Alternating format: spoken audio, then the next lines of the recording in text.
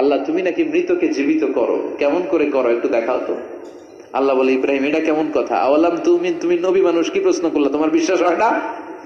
আওয়ালাম তুমিন, বিশ্বাস হয় না? তুমি তো নবী, যেন নবী নও, তুমি খলিল, তোমার বিশ্বাস হয় না? এটা কেমন প্রশ্ন?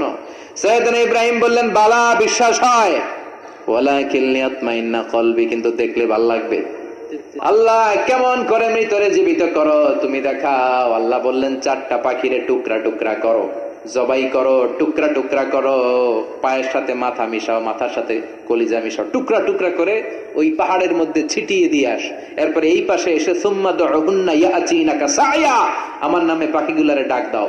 উনি এই পাশে এসে আল্লাহর নামে টুকরো টুকরো করে ছিটিয়ে দিয়ে আসা পাখিগুলোর ডাক দিতে দেরি মুহূর্তে পায়ের সাথে মাথা, মাথার সাথে বডি লাগে জীবিত হয়ে পাখিগুলো দৌড়ে সাইয়েদনা ইব্রাহিমের কাছে চলে এসেছে।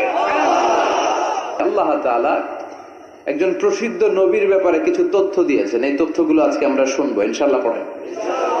রব্বুল আলামিন বলেন, ওয়াইয ইবতালা ইব্রাহিমা রাব্বুহু বিকালিমাতিন ফাতাম্মাহুন্না ক্বালা ইন্নী জাইলুকা লিন-নাসি ইমামা।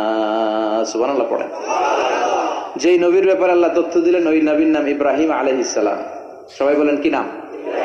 চিল্লায় বলেন কি নাম?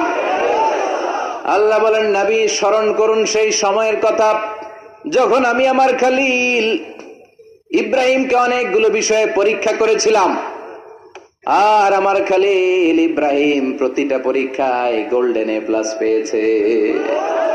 প্রতিটা পরীক্ষায় সফলতার সাথে আমার ইব্রাহিম উত্তীর্ণ হয়েছে।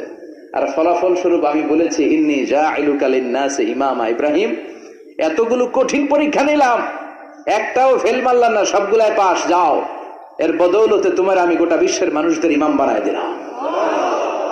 ইমাম মানে নেতা। ইমাম মানে কি?